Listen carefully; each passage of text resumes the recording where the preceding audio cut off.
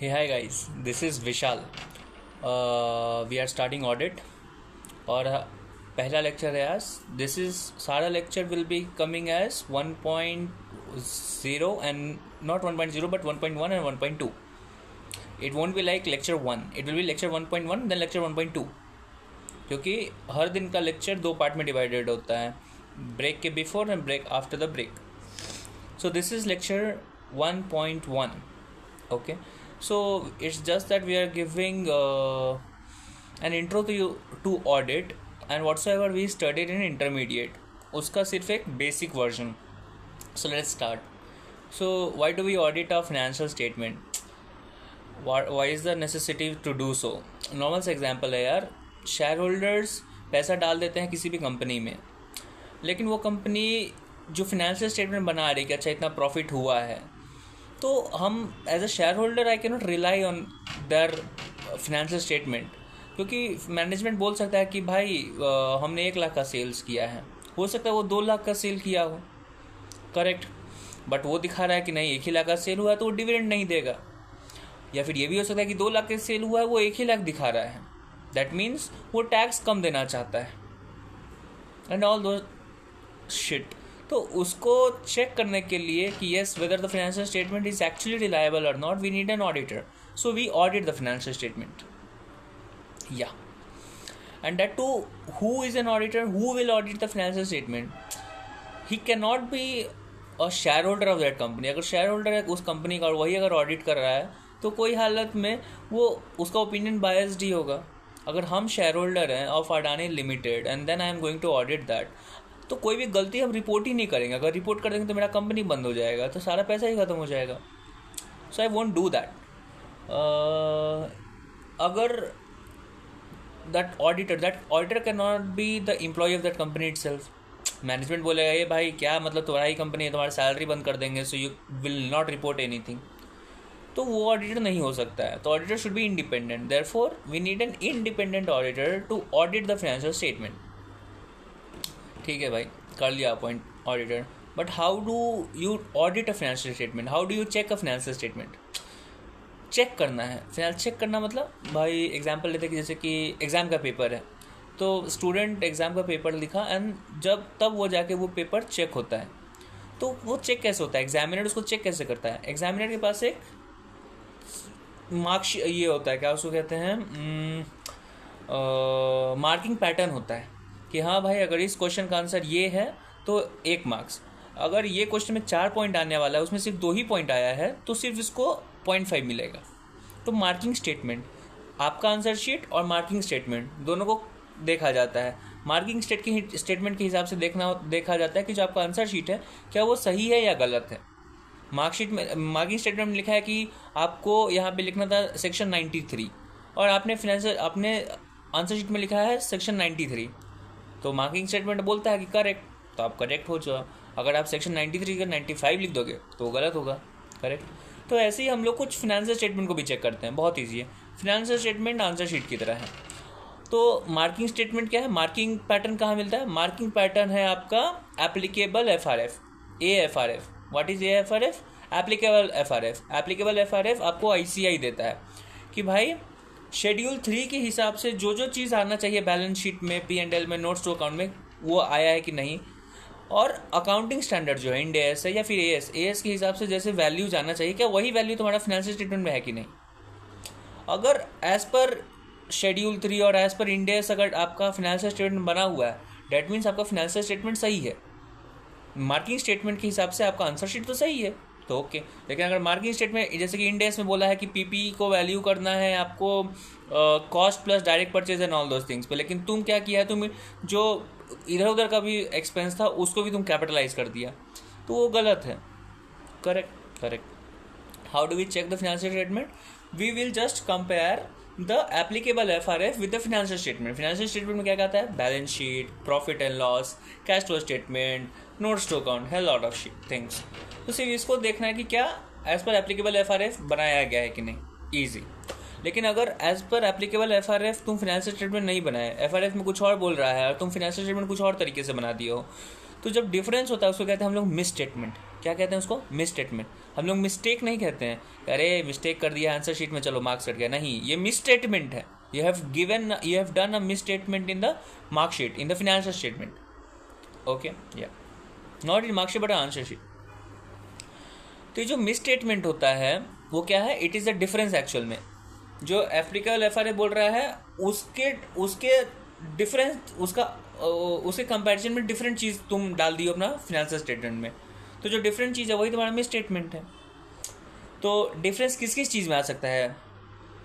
Applicable FRA और तुम्हारे जो फाइनेंशियल स्टेटमेंट का जो अमाउंट है उसमें डिफरेंस आया, या फिर क्लासिफिकेशन में डिफरेंस आया, या फिर प्रेजेंटेशन में डिफरेंस आया, या डिस्क्लोजर में डिफरेंस आया। भाई तुम क्या बोल रहे हो वो नहीं समझ में आया। देखो बहुत ईजी है, समझो इसको। एप्लीकेबल एफआरए बोलता है कि you should calculate the amount of asset as per this formula, like as per standard costing तुम इन्वेंट्री को वैल्यू करो, वो एप्लीकेबल एफआरए बोलता है। तुम कर दिए हो फीफो बेसिस पे, वो तो अलाउड नहीं है। तो जो अमाउंट तुम्हारे फाइनेंशियल स्टेटमेंट में है वो तो गलत आएगा। तो लास्ट में क्या हुआ? एफआरए बोल रहा है फीफो इस पे स्टैंडर्ड कॉस्ट पे करो, तुम्हारा जो फाइनेंशियल स्टेटमेंट है वो फीफो बेसिस पे बन गया है। तो डिफरेंस कहाँ आ रहा है? अमाउंट में डिफरेंस आ रहा है, करेक्ट। तो ये जो मिस स्टेटमेंट हुआ किस चीज़ की वजह से हुआ? अमाउंट की वजह से। एक और तरीके का मिस स्टेटमेंट होता है, कौन सा? उसको कहते हैं हम लोग क्लासिफिकेशन का। एप्लीकेबल एफआरए शेड्यूल 3 बोलता है कि आपको जो क्या उसको कहते हैं, कैश रिसीवेबल जो है वो आपको 1 साल के बाद आपको कैश रिसीवेबल नहीं, तो आपका कोई रिसीवेबल है लेकिन वो लिक्विड नहीं है, तो उसको आप लिक्विड वाला जो सेक्शन आता है लिक्विड एसेट्स में, बैलेंस शीट में, उसमें आप उसको क्लासीफाई नहीं करिए, उसको इसमें करिए इलिक्विड में, कि शॉर्ट टर्म में नहीं आएगा, वो लॉन्ग टर्म में आएगा। ठीक है, जैसे कि होता है ना कि कुछ कैश स्टेटमेंट, कुछ इन्वेस्टमेंट होता है जो लिक्विड नहीं है, वो 3 महीना के अंदर नहीं आएगा, वो कन्वर्ट नहीं होगा, तो उसको अलग से क्लासीफाई करना होता है बैलेंस शीट में। लेकिन हम फाइनेंशियल स्टेटमेंट में क्या किए कि उसको क्लासीफाई कर दिए सेम में, उसको लिक्विड में ही डाल दिए, तो क्लासिफिकेशन का मिस्टेक हुआ। तो हमने कंपेयर कर रहे थे हम एफआरएफ को और आपका इसको क्या उसको कहते हैं फाइनेंशियल स्टेटमेंट को, तो हमको डिफरेंस मिला, लेकिन डिफरेंस किस चीज़ का? क्लासिफिकेशन का। तो जो मिस स्टेटमेंट है, डिफरेंस क्या है? Miss statement. तो मिस स्टेटमेंट किस चीज़ का है? क्लासिफिकेशन का मिस स्टेटमेंट है। इससे पहले था अमाउंट का मिस स्टेटमेंट। वैसे ही है प्रेजेंटेशन का। शेड्यूल 3 बोलता है कि पहले एसेट आएगा फिर लायबिलिटी आएगा, तुम पहले लायबिलिटी बना दी, फिर एसेट बना दी, फिर लायबिलिटी, फिर एसेट, तो प्रेजेंटेशन का मिस स्टेटमेंट। फिर एक और चीज़ है डिस्क्लोजर का। एप्लीकेबल एफआरए बोलता है कि भाई if there is a related party transaction then you should disclose it in the financial statements, लेकिन तुम डिस्क्लोज ही नहीं कर रहे हो। तो again there is a difference between applicable FRF and financial statement. क्या है डिफरेंस? ये कौन सा डिफरेंस है? ये डिस्क्लोजर का डिफरेंस है। डिस्क्लोजर देना था तो नहीं दिया, करेक्ट। तो जो मिस स्टेटमेंट होता है वो 4 तरीके का होता है, दिमाग में अब रट लो इसको। क्या होता है मिस स्टेटमेंट? कितने तरीके का होता है miss statement? Out of 4 types, ACPD। तुम्हारे दिमाग में क्या आता है? ACP प्रद्युमन CID वाला नहीं, ACPD जो है यही 4 तरीके का मिस स्टेटमेंट है। CID वाला सब क्या करता है? मिस स्टेटमेंट ही ढूंढता है, गलती ही तो ढूंढता है। तो गलती कितने तरीके का होता है? 4 तरीके का गलती होता है भाई। ACPD, amount, classification, presentation, disclosure. Amount, classification, presentation and disclosure, ACPD। तो 4 तरीके से गलती हो सकता है, करेक्ट। अमाउंट का गलती हो सकता है, क्लासिफिकेशन का गलती हो सकता है, प्रेजेंटेशन का ही गलती हो जाएगा, या डिस्क्लोजर जो देना था उसका गलती हो जाएगा, करेक्ट। तो मिस स्टेटमेंट 4 तरीके का होता है। अगर हम इसके बारे में और आगे सर क्या लिखवाए हैं कि ये जो डिफरेंस है वो एक्चुअल में रिपोर्ट हुआ था फाइनेंशियल स्टेटमेंट है and required as per AFRF। इसको कैसे पढ़ेंगे? 1 मिनट। तो इसमें सर लिखवाए कैसे नोट्स में कि हाउ डू यू फाइंड कि what type of misstatement it is. सबसे पहले what is how do you find a miss statement, then will talk about what type of misstatement is. Very easy. There is a difference between applicable FRF and financial statement. That type of difference is reported in financial statement, which was not required as per applicable FRF. Like for example, I'll come again. So it's like there is a difference between applicable FRF and a financial statement.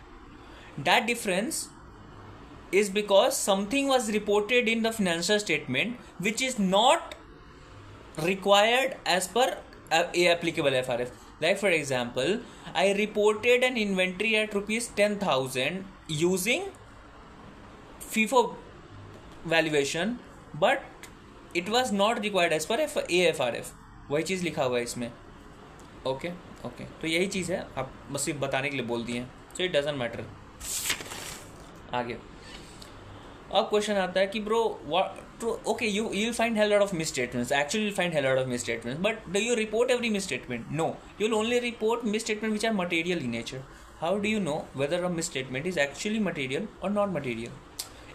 A misstatement will be called to be material only and only if it affects the economic decision of users of financial statement. Like for example, Adani में हम invest करने जा रहे थे और financial statement में लिखता है कि 10,000 करोड़ हमारा रेवेन्यू है. एक्चुअल में जब ऑडिट हुआ तो पता चला कि रेवेन्यू 9,000 करोड़, मतलब 1,000 करोड़ का मिस स्टेटमेंट. तो ये एक केस हुआ. दूसरा केस है कि 10,000 करोड़ लिखा है फिनेंशियल स्टेटमेंट में, लेकिन ऑडिट होने में पता चला कि 9,999 करोड़ ही रेवेन्यू है, मतलब 1 करोड़ का मिस स्टेटमेंट. तो एज एन इन्वेस्टर तुम्हारे लिए मटेरियल क्या है? तुम्हारा जो डिसीजन है कि तुम इन्वेस्ट करोगे कि नहीं, वो किस चीज़ की कहाँ पे इफेक्ट हो रहा है? इफेक्ट तो वहाँ होगा जहाँ पे 1,000 करोड़ का डिफरेंस है. तब जब 1,000 करोड़ का डिफरेंस है तभी मेरा इकोनॉमिक डिसीजन इन्वेस्ट अति हुआ अफेक्ट हुआ कि भाई हम नहीं करेंगे इन्वेस्ट, इतना करोड़ का कैसे डिफरेंस हो सकता है. तो मेरा economic decision is getting affected by that amount of miss statement. Correct. वहाँ पे दूसरी जगह मिस स्टेटमेंट है, दोनों जगह मिस स्टेटमेंट है, लेकिन रिपोर्ट कौन सा होगा? मटेरियल वाला. क्यों? क्योंकि तब जाके मेरा इकोनॉमिक डिसीजन चेंज हो रहा है. Okay. Auditor is affected by which misstatement? Material misstatement. Misstatement are considered to be material that can influence same thing what I told. Can auditor give guarantee? क्या auditor guarantee दे सकता है कि भाई guarantee इस चीज़ का कि financial statement is free from misstatement? Never. Auditor can never give a guarantee, but they will give reasonable assurance. What they will give? Reasonable assurance. What type of reasonable assurance? That the financial statement is free from material misstatement. उसका assurance हम आपको दे सकते हैं. What is assurance? It's a confidence.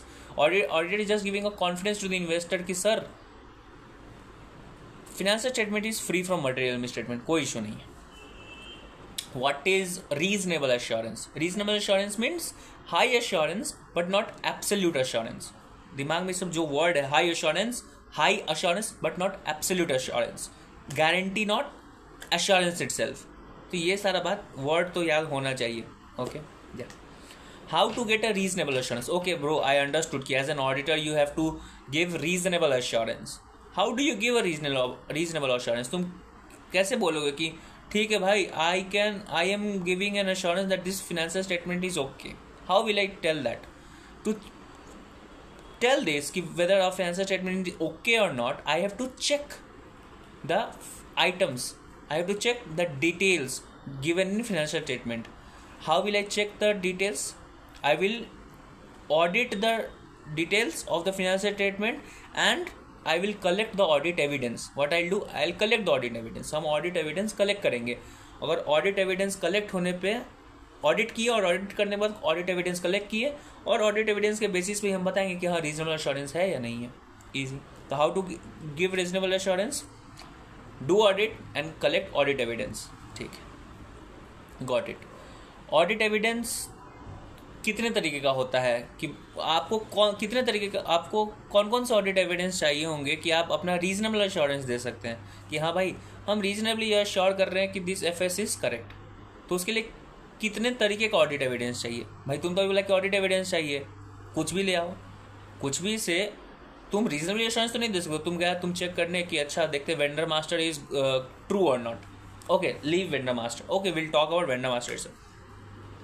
So you went and audited vendor master, and upon doing sanity check you found that GSTIN is incorrect for 20% of the vendors. So तब तुम reasonable assurance दे सकते हो कि vendor master सही है. तब तुम नहीं दे सकते ना. तुम्हारे पास ऑडिट एविडेंस आ गया है कि हाँ भाई 20% गलत है, लेकिन रीजनेबल एश्योरेंस ये चीज़ का तो नहीं दे सकते हो कि भाई आती है क्या उसको कहते हैं कि financial statement is free from material misstatement. ये तो नहीं बोल सकते हो. या फिर तुम vendor master, you did an audit of vendor master, and you are finding this thing कि फ़ोन नंबर इज़ इनकरेक्ट. अरे how does it even matter? It doesn't matter to you, right? कि भाई फ़ोन नंबर गलत है vendor का. आपके पास GST है ना, you because invoicing will done on that thing. Phone number is just for that communication thing, doesn't matter at all. So आप कोई भी ऑडिट एविडेंस, आप फोन नंबर का एविडेंस ले लिए हो और गलती है तो आप रीजनेबल एश्योरेंस वहाँ नहीं दे रहे हो, या फिर फोन नंबर सब सही है तो आप बोल रहे हो अरे सारा फोन नंबर सही है वेंडर का, हमको 10 नंबर हर जगह दिखा है, सारा 10 नंबर पे हम जितने नंबर दिया तो सब पे कॉल करके देखे सब पे कॉल लग रहा है. तो क्या ये जो ऑडिट एविडेंस आप कलेक्ट किए हैं फोन नंबर का, is it okay to give you a reasonable assurance whether the vendor master is correct or not? No.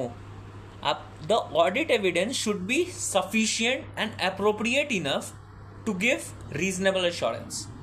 क्या बोला? ऑडिट एविडेंस सफिशिएंट होना चाहिए और अप्रोप्रिएट भी होना चाहिए.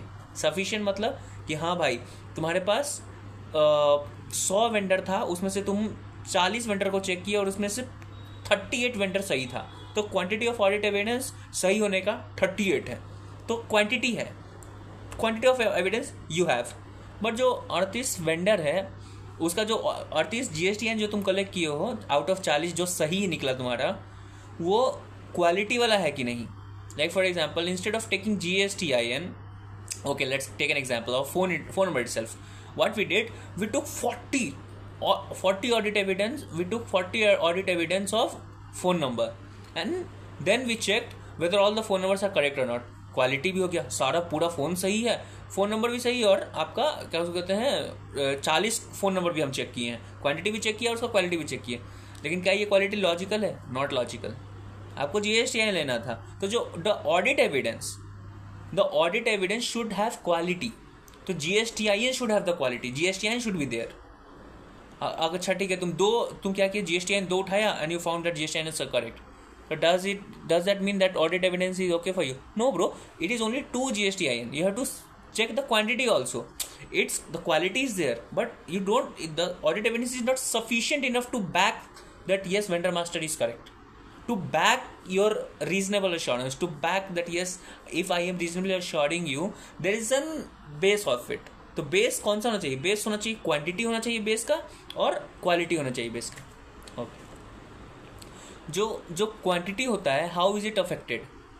क्वांटिटी कैसे अफेक्ट करता है कि भाई कितना क्वांटिटी तुमको लेना है. हाउ विल यू नो कि यस भाई 40 क्वांटिटी ले, 20 क्वांटिटी ले. IFC टेस्टिंग का there is ICI guideline, but ICI guideline भी देखोगे तो उसमें भी बोला जाता है कि ये जो कंट्रोल है उसका तुम देखो फ्रीक्वेंसी क्या है और उसका रिस्क देखो.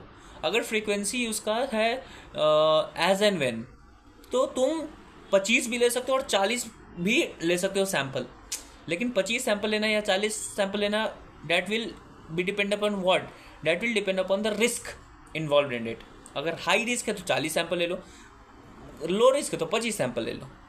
तो जो क्वांटिटी है that will be affected by the risk of material misstatement. Quantity is affected by risk of material misstatement. First part. Second part, quality of the audit evidence you are going to get. अगर तुमको risk ज़्यादा लग रहा है तो quantity ज़्यादा लो. अगर तुमको लग रहा है जो ऑडिट एविडेंस तुम ढूंढ रहे हो, जो तुम ढूंढे हो उसमें क्वालिटी है, तो तुमको ज़्यादा क्वांटिटी लेने का जरूरत नहीं है. तो जो सफिशिएंसी जो मेज़र है ऑडिट एविडेंस का, कितना ऑडिट एविडेंस सफिशिएंट होगा, वो चेक करने के लिए 2 पैरामीटर है. पहला कि रिस्क कितना है उस चीज़ का जिसका ऑडिट कर रहे हो. अगर उसमें ज़्यादा रिस्क है तो उसमें ज़्यादा तुम मत ही लो ऑडिट एविडेंस. कम रिस्क है तो मत लो, वहीं पे मतलब कम लो. और अगर क्वालिटी है तुम्हारा जो ऑडिट एविडेंस उठा रहे हो उसमें, तब क्वांटिटी कम ले सकते हो. करेक्ट. सेकंड थिंग कि भाई ये तो क्वांटिटी कैसे अफेक्ट हुआ कि कितना क्वांटिटी लेना है, लेकिन क्वालिटी को कैसे चेक करेंगे कि हाँ भाई मेरा जो ऑडिट एविडेंस हम लिए हैं उसमें क्वालिटी है कि नहीं, वो कैसे चेक करेंगे? उसको चेक करने के लिए तुमको 2 पैरामीटर है. क्या पैरामीटर है? जो ऑडिट एविडेंस लिए हो क्या वो रेलेवेंट है कि नहीं. लाइक फॉर एग्जाम्पल, हम जो एग्जाम्पल लेते हैं GSTIN का, कि भाई जो सैनिटी चेक किए हैं वेंडर मास्टर का, तो उसका जो ऑडिट एविडेंस लिए हैं वो GSTIN लिए हैं हम. तो ये रेलेवेंट है. हम फ़ोन नंबर लेंगे तो रेलेवेंट तो हुआ ही नहीं ना. करेक्ट. तो अगर हमको देखना है कि मेरा ऑडिट एविडेंस क्वालिटी है कि नहीं, तो उसमें देखो कि हाँ भाई रेलेवेंट ऑडिट एविडेंस है कि नहीं. दूसरा चीज़ है क्वालिटी चेक करने का कि जो तुम ऑडिट एविडेंस लिए हो वो क्या रिलायबल है कि नहीं. Can you rely on that thing और नॉट. तो GSTIN जो तुम्हारा डेटा आया हुआ है वेंडर मास्टर से, उसको जाके चेक करो क्यों, कहाँ से आया हुआ है. वेंडर मास्टर का जो आया है हम लोग वेंडर मास्टर में जो लिखा हुआ है GSTIN, वो आया कहाँ से, उसका सोर्स क्या है। तो तुम क्या करते हो, तुम ऑन बोर्डिंग डॉक्यूमेंट मांग लेते हो, सैम्पल ऑन बोर्डिंग डॉक्यूमेंट मांगते हो, उसमें GSTIN certificate and all those things तो मांगते हो। तब हम लोग उसे ऑडिट करते हैं कि हाँ भाई जो डेटा, जो GSTIN जो डेटा वेंडर मास्टर में वो रिलायबल है कि नहीं। अगर रिलायबल है तो हाँ ठीक है भाई, जो ऑडिट एविडेंस हम 40 GSTIN जो हम कलेक्ट किए हैं वो सही है, वो क्वालिटी वाला है। फिर से बोल रहे हैं, हमको ऑडिट एविडेंस, हमको रीजनल एश्योरेंस देना था, तो उसके लिए हमको चाहिए था क्वांटिटी ऑडिट एविडेंस, उसका क्वांटिटी और उसका क्वालिटी। जो ऑडिट एविडेंस हम लिए हैं उसका क्वालिटी हम कैसे चेक करेंगे कि हाँ भाई जो एविडेंस जो हम लिए हैं ना वो एक तो रेलेवेंट है और रिलायबल भी है। रिलायबिलिटी के लिए क्या करेंगे, ठीक है भाई वेंडर मास्टर से 40 वो GSTIN ले लिए और चेक भी कर लिए, और वो एक सेकंड 40 GSTIN ले लिए हैं और ये तो रेलेवेंट भी है, करेक्ट। तो ठीक है, क्वालिटी का चेक करना, क्वालिटी का 2 पैरामीटर था, उसका रिलायबिलिटी देखो और उसका रेलेवेंस देखो। तो GSTIN तो रेलेवेंट है, तो अच्छा ठीक है क्वालिटी हो गया। नहीं, क्वालिटी देखने के लिए तुमको उसका रिलायबिलिटी भी देखना होगा। तो रिलायबिलिटी हम कैसे देखते हैं GSTIN का, ऑन बोर्डिंग डॉक्यूमेंट मंगाते हैं कुछ वेंडर का, और तब देखते हैं अच्छा GSTIN जो बुक में लिखा हुआ है ना वेंडर मास्टर में वो सही है, करेक्ट। तो quality of audit evidence will depend upon relevance of the audit evidence and reliability of the audit evidence. okay तो रिलायबिलिटी चेक करने के लिए हम लोग, रिलायबिलिटी का अगर ऑडिट करना है कि हाँ जो GSTIN ले रहे हो सही है कि नहीं, उसके लिए क्या करते हैं, ऑनबोर्डिंग डॉक्यूमेंट मंगाते हैं। तो ऑडिट के सब्जेक्ट में क्या लिखा हुआ है कि you have to check the source of that information, onboarding documents, circumstances, कौन से सर्कमस्टेंसेज में GSTIN लिखा गया है, तो अप्रूवल मैकेनिज्म विल सी, और nature of audit evidence. Okay, relevance का बात कर रहे थे कि मेरा जो ऑडिट एविडेंस है वो रिलेवेंट है कि नहीं, वो कैसे पता करते हैं। तो जो हमारा ऑडिट प्रोसीजर है ना वो should have a logical connection with the assertion being tested.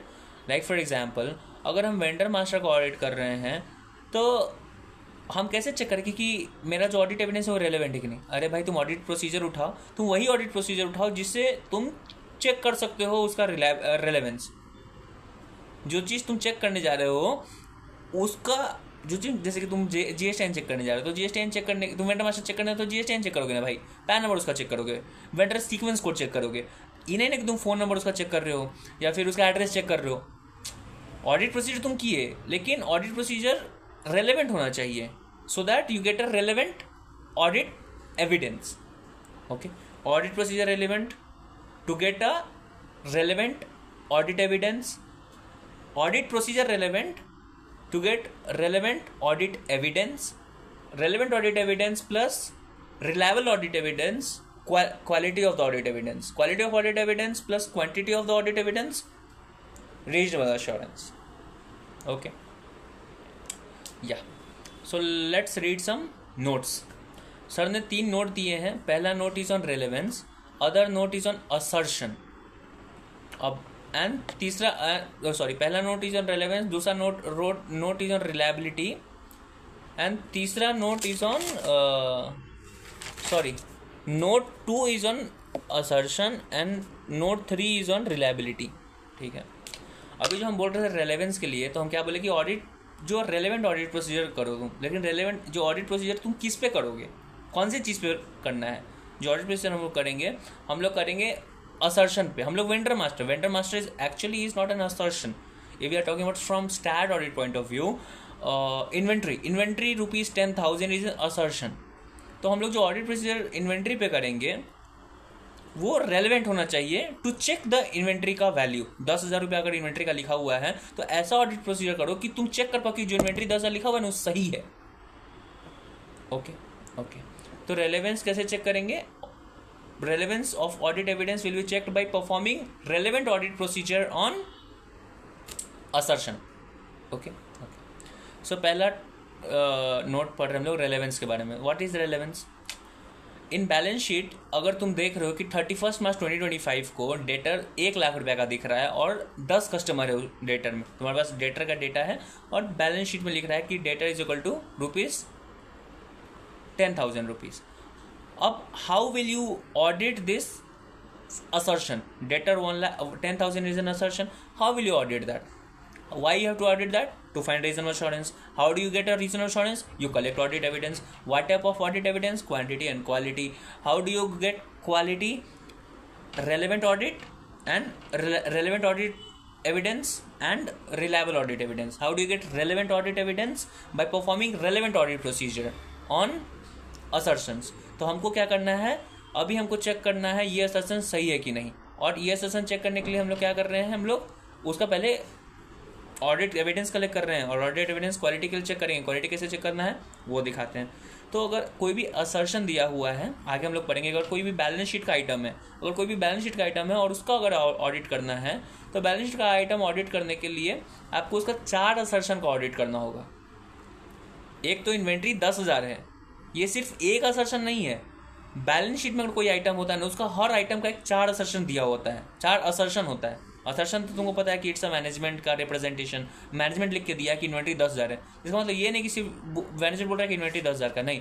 Management का कहने का मतलब है कि भाई इन्वेंट्री का अमाउंट 10,000 का है, सॉरी इन्वेंट्री एग्जिस्ट करता है. पहला पॉइंट कि इन्वेंट्री एग्जिस्ट करता है, पहला assertion. Inventory 10,000 means inventory is existing. दूसरा असर्शन कि इस इन्वेंट्री के ऊपर हमारा राइट है. तीसरा असर्शन कि जो इन्वेंट्री 10,000 का है. और चौथा असर्शन कि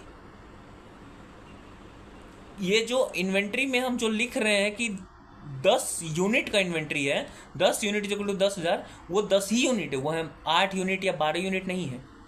तो अगर एक लाइन का अगर कोई भी एक असर्शन दिया हुआ है, एक अगर आइटम दिया हुआ है बैलेंस शीट में, तो doesn't matter, it is one assertion, it is having 4 assertion. Balance sheet में 4 असर्शन होता है हर आइटम का. क्या क्या होता है? एग्जिस्टेंस, राइट, कंप्लीटनेस, नहीं वैल्यूएशन एंड कंप्लीटनेस. कि हाँ भाई एग्जिस्ट किया, इन्वेंट्री इज एग्जिस्टिंग. हमारे केस में डेटर एग्जिस्ट कर रहा है, हमारा उस डेटर पे राइट है. डेटर 10,000 का है और 10 ही डेटर है, 11 डेटर या 8 डेटर नहीं है. एग्जिस्टेंस, राइट, उसके बाद वैल्यू और कंप्लीटनेस. हम इसको थोड़ा सा उल्टा बोल दिए, ERVC बोल दिए, इसको बोलते हैं हम लोग ERCB. क्या बोलते हैं? ERCB. हम B बोल रहे हैं लेकिन वो V है, याद रखने के लिए बस बोल रहे हैं ERCB. बैलेंस शीट का कोई भी असर्शन को ऑडिट करने के लिए 4 असर्शन का ऑडिट करना होता है. ERCB का existence, right, completeness, value. Okay. तो हमारे यहाँ डेटर अगर 1 लाख दिया हुआ है तो उसका 4 असर्शन है ERCB में, तो 4 असर्शन का ऑडिट करना होगा. तो पहले जाके देखो कि डेटर है कि नहीं. तो डेटर है कि नहीं कैसे चेक करेंगे? एक्सटर्नल कंफर्मेशन करो. फिर क्या उस डेटर पे राइट है हमारा कि नहीं, उसके लिए चेक करो कि इनवॉइस है कि नहीं.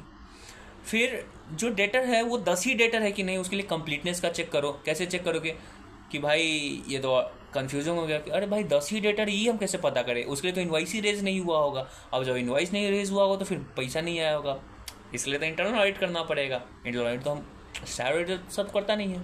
तो उसके लिए क्या दिमाग लगाता है? स्टैट ऑडिट का देखो दिमाग क्या लगेगा. हम लोग तो FBL 1N से जाके चेक कर सकते हैं SAP में, लेकिन स्टैट ऑडिटर लोग कैसे करते हैं कि वो लोग क्या बोलेंगे कि जैसे कि 24-25 का ऑडिट वो लोग 25-26 में कर रहा होता है. 31 मार्च 25 का जो बैलेंस शीट बना है, जो फाइनेंशियल स्टेटमेंट बना है, उसका ऑडिट 30 सितंबर 25 को जाएगा, 6 महीने के बाद. तो 30 मार्च 25 से 30 सितंबर 25 के बीच में 6 महीना है. Events occurring after balance sheet items and other things. तो उसमें ऑडिटर क्या करेगा कि भाई बोलेगा कि मार्च के बाद का जो बैंक स्टेटमेंट हमको दे दो. तो बैंक स्टेटमेंट आ जाएगा क्लाइंट का. तो अगर क्लाइंट का बैंक स्टेटमेंट में तुम देख रहे हो कि उसमें से रिसीट हुआ है किसी आदमी का, कोई आदमी से पैसा, तो तुम उस आदमी से पूछ सकते हो भाई तुम पैसा क्यों दिए हो. तो बोलेगा भाई हम सामान खरीदे पैसा दिए हैं. कंप्लीटनेस चेक हो गया कि अच्छा 10 आदमी का तो ये लोग बोला था, यहाँ तो 11वां आदमी भी पैसा दिए हुए हैं, तो उसको भी सेल हुआ होगा. तो कंप्लीटनेस वैसे चेक कर सकते हैं. फिर चौथा चीज़ वैल्यूएशन, कि जो डेटर 1 लाख का दिखा रहे हो क्या वो 1 ही लाख का है कि नहीं. As an internator will be checking उसका सेल का वैल्यू और रिपोर्टेड आइटम. हम लोग और एक और चीज़, हम लोग सिर्फ सेल्स का देखेंगे, प्रोविजन का नहीं. स्टैट ऑडिटर लोग कैसे चेक करेंगे? पहले सेल्स का तो कंप्लीटनेस चेक कर लिया कि अच्छा जो सेल डेटर का सेल जो दिखा रहा है 1 लाख वो सही है, लेकिन बैलेंस शीट में कैसे आएगा? 1 लाख माइनस प्रोविजन. तो फिर प्रोविजन का भी ऑडिट करना होगा. प्रोविजन का ऑडिट कैसे करोगे? जाके देखोगे कि डेटर एजिंग कितना दिन से है. अगर कोई 20 दिन, अगर कोई 1 महीना का अगर डेटर है तो उसके ऊपर कोई प्रोविजन नहीं, अगर 1 साल का डेटर है उसके ऊपर कुछ प्रोविजन, तो रिकैलकुलेट करो कि प्रोविजन जितना बनना चाहिए तो उतना ही बना है कि नहीं, inventory ageing, debtor ageing file सही है कि नहीं, वो सब करना पड़ेगा। ठीक है, तो एक बात बताओ, अगर हमको चेक करना है कि डेटर है कि नहीं, एग्जिस्ट करता है कि नहीं, तो उसके लिए क्या हम बैंक स्टेटमेंट मंगाएंगे कंप्लीटनेस चेक करने की? बैंक स्टेटमेंट मंगा के थोड़ी चेक कर सकते हैं कि एग्जिस्ट करता है कि नहीं डेटर। एक तरीके से है कि हाँ भाई पैसा आ रहा है, लेकिन हो भी सकता है ना कि पैसा अपना ही एम्प्लॉय को भेज रहा हो इन्फ्लेशन करने के लिए, तो उसके लिए एक्सटर्नल कन्फर्मेशन करना पड़ेगा कि उसी GSTIN से आ रहा है। तो और अगर हमको चेक करना है कि जो डेटर हम दिखा रहे हैं क्या उसके ऊपर राइट है कि नहीं, उसको ऑडिट करने के लिए हम क्या करेंगे कि प्रोविजन का रिकैलकुलेशन करेंगे? नहीं ना। तो जो ऑडिट प्रोसीजर जो हम लोग करेंगे should be relevant to what we need for to test. अगर ऑडिट प्रोसीजर जो हम लोग कर रहे हैं वो रेलेवेंट होना चाहिए ना, कि भाई उसी जो ऑडिट एविडेंस चाहिए उसके रेलेवेंट हम ऑडिट प्रोसीजर करेंगे। लाइक फॉर एग्जाम्पल, अगर हमको चेक करना है कि डेटर है कि नहीं, वो एग्जिस्ट करता है कि नहीं, उसके लिए हम कंप्लीटनेस चेक तो नहीं कर सकते हैं। और अगर डेटर के ऊपर मेरा राइट है कि नहीं, उसके लिए हम एग्जिस्टेंस का चेक नहीं कर सकते हैं। करेक्ट। तो it should be relevant, actually the audit procedure should be relevant. That's what वहाँ पे लिखा हुआ है कि क्वालिटी अगर ढूंढना है कि हाँ ऑडिट एविडेंस में क्वालिटी है कि नहीं, तो रेलेवेंट ऑडिट प्रोसीजर आप ढूंढ करो। Okay, so that is what it is written here. मैंने एक लाइन भी लिखा है कि means the audit procedure should be relevant to check appropriateness of audit evidence to get reasonable assurance. Reasonable assurance लेने के लिए ऑडिट एविडेंस चाहिए, ऑडिट एविडेंस के लिए एप्रोप्रिएटनेस चाहिए, एप्रोप्रिएटनेस के लिए रेलेवेंट ऑडिट प्रोसीजर चाहिए। वही चीज़ लिखा हुआ है। ओके, फिर नोट 2 है। हम लोग नोट 2 क्यों पढ़ रहे हैं? क्योंकि रेलेवेंस में दिया हुआ था कि ऑडिट प्रोसीजर आपको रेलेवेंट ऑडिट प्रोसीजर किस पे करना है? असर्शन पे। तो असर्शन क्या होता है उसके बारे में। What are assertions? Assertions are management representation embodied in the financial statements which can be used by auditor to find potential misstatement. Auditor छोटा, what is assertion? Management representation in the financial statements. Easy. Management जो भी चीज़ लिखा है ना financial statement में वो assertion है। Okay, तो हर चीज़ का हर फाइनेंशियल स्टेटमेंट क्या है? Balance sheet, P&L, cash flow statement और तुम्हारा नोट्स, हर जगह ये सब फाइनेंशियल स्टेटमेंट का पार्ट है। और हर फाइनेंशियल स्टेटमेंट के पार्ट में बहुत सारा आइटम दिया होता है। P&L में सेल्स, फिर ग्रॉस प्रॉफिट, एक्सपेंस, प्रोविजन, बहुत सारी चीज़ होता है। वैसे बैलेंस शीट में एसेट, लायबिलिटी, कैश, है लॉट ऑफ थिंग्स होते हैं। तो ये सब असर्शन है। लेकिन अभी जैसे कि तुमको बोले थे कि अगर एसेट लिख रहा है कि एसेट 1 करोड़, तो it's not just one assertion that yes asset is of 1 crore. Every balance sheet item will have 4 assertion. ERCB, existence, right, completeness and valuation. तो हर एसेट अगर 1 करोड़ दिया तो हमको चेक कर, तो उसका असर्शन ये हो रहा है कि भाई एसेट है, एग्जिस्ट करता है, उस एसेट के ऊपर राइट भी एग्जिस्ट, उस एसेट के ऊपर राइट भी है हमारा, और वो एसेट जितना एसेट 10 यूनिट दिखा है उतना ही एसेट है, और 1 करोड़ जो दिखा रहे वही सही वैल्यू है। ओके, ये बैलेंस शीट का जितना आइटम उठा लो सबका इतना ही असर्शन तुमको मिलेगा। लेकिन वही P&L में जाओगे तो P&L में तुमको मिलेंगे टोटल 5 असर्शन। कितने असर्शन मिलेंगे तुमको? 5। हर आइटम का 5 असर्शन होगा। बैलेंस शीट का हर आइटम पे 4 असर्शन, लेकिन P&L के हर आइटम पे तुमको 5 असर्शन मिलेगा। क्या भाई, क्या हमको ज़्यादा मिल जाएगा? हमको P&L में हर आइटम का 5 असर्शन होगा। क्या क्या? OCACC, OCACC क्या है? अकरेंस, कंप्लीटनेस, एक्यूरेसी, फिर उसके बाद क्लासिफिकेशन, और लास्ट में आता है तुम्हारा cut off. Let's take an example of sales. तो सेल्स अगर 50 लाख रुपया दिया हुआ है तो इसका असर्शन क्या है? इसका सिर्फ एक असर्शन नहीं कि सेल्स 50 लाख है, नो, इस एक आइटम से 5 असर्शन निकल रहा है। क्या? 5 कि पहला असर्शन कि सेल्स हुआ है, दैट इज अकर्ड। दूसरा असर्शन कि जो सेल्स हुआ है वो 100 कस्टमर्स को हुआ है, कंप्लीटनेस। तीसरा OCACC, एक्यूरेसी, जो 50 लाख रुपया जो आ रहा है वो सही आ रहा है कि हाँ भाई 50 लाख का ही सेल हुआ है, वो उतना ही का इनवॉइस रेज हुआ है। सी से आया है क्लासिफिकेशन, जो हम सेल किए हैं वो सेल्स ही है, और हम आपको रेंट नहीं कर रहे हैं, आपको एसेट आपको रेंट पे देके आपसे रेंट कमीशन नहीं ले रहे हैं, वो सेल्स है। तो वो आपका क्लासिफिकेशन, हम सही क्लासिफिकेशन किए हैं उस इनकम का। और लास्ट में कट ऑफ, ये जो सेल्स हुआ 50 लाख वो ड्यूरिंग द ऑडिट पीरियड हुआ है, 24-25 में हुआ ही नहीं कि 23-24 हुआ है हम 24-25 में दिखा रहे हैं, 25-26 में हुआ उसको 24-25 में दिखा दिए, नहीं, कट ऑफ। तो P&L आइटम का भी 5 असर्शन होता है, OCACC, occurrence, occurrence, completeness, accuracy, classification और कट ऑफ। तो फाइनेंशियल स्टेटमेंट में 3 पार्ट है, balance sheet, P&L। Balance sheet का 4 असर्शन ERCB, P&L का 5 असर्शन क्या, OCACC। नोट्स, जो नोट्स लिखा होता है, डिस्क्लोजर होते हैं कि RPT ट्रांजैक्शन हुआ है या कंटीजेंट लाइबिलिटी हुआ है, अदर थिंग्स जो एप्लीकेबल FRA बोलता है, तो उसका नोट्स दिया होता है। वो जो नोट्स होता है उसका भी हमको ऑडिट करना होता है, लेकिन जो नोट्स दिया वो भी फाइनेंशियल स्टेटमेंट का पार्ट है। अगर फाइनेंशियल स्टेटमेंट का पार्ट है मतलब वो असर्शन है मैनेजमेंट का, अगर असर्शन है तो हमको ऑडिट करना होगा, करेक्ट। वो जो असर्शन है वो जितना भी नोट्स लिखा हुआ है हर एक लाइन का सिर्फ एक मतलब नहीं है, जैसे कि लिख दिया कि कंटीजेंट लाइबिलिटी ऑफ ₹20,000, इसका मतलब ये नहीं सिर्फ एक ही असर्शन है कंटीजेंट लाइबिलिटी ऑफ 20,000, इसका मतलब है कि तुम्हारे पास टोटल कितना हो गया है, तुम्हारे पास एग्जिस्टेंस का उसको चेक करना होगा, राइट्स का तुमको चेक करना होगा, कंप्लीटनेस का तुमको चेक करना होगा, वैल्यूएशन का चेक करना होगा, ERCB उस असर्शन का तुमको चेक करना होगा। फिर तुमको चेक करना होगा कि जो 20,000 है वो एक्यूरेट क्लास है कि नहीं, और उसके बाद सही उसको क्लासीफाई किया गया कि नहीं कंटीजेंट लाइबिलिटी को।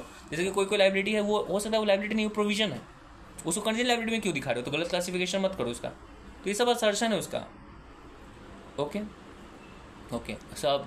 अच्छा, जो मैंने इतना सारा बात अभी लास्ट में बोल दी है तुमको नोट्स टू अकाउंट कर लेके, तो नोट्स टू अकाउंट नहीं, नोट्स को लेके, जैसे कि अगर लिखा हुआ है एक लाइन में कंटीजेंट लाइबिलिटी 20,000, तो इसका असर्शन क्या क्या आ रहा है, इसका असर्शन ERCB है, ERCB, और उसके बाद है तुम्हारा AC, ERCB AC।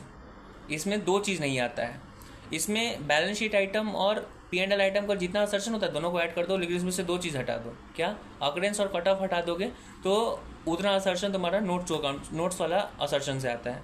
क्या क्या, जैसे कंटीजेंट लाइबिलिटी 20,000 है तो E एग्जिस्टेंस, यहाँ भाई कंटीजेंट लाइबिलिटी है 20,000 का, चेक कर लो। R राइट है या ऑब्लिगेशन है, कंटीजेंट लाइबिलिटी, कंटीजेंट एसेट भी तो हो सकता है, तो कंटीजेंट एसेट का राइट है कि नहीं। C कंप्लीटनेस, जो तुम्हारा 10 ही यूनिट, जैसे कि 10 कस्टमर से हमको कंटीजेंट एसेट है तो 10 ही कस्टमर है कि नहीं, 11 कस्टमर है, ये भी चेक कर सकते हो। ERCB वैल्यूएशन, जो 20,000 लिखे हैं वो सही लिखे हैं कि नहीं, उसका रिकैलकुलेशन कर लो।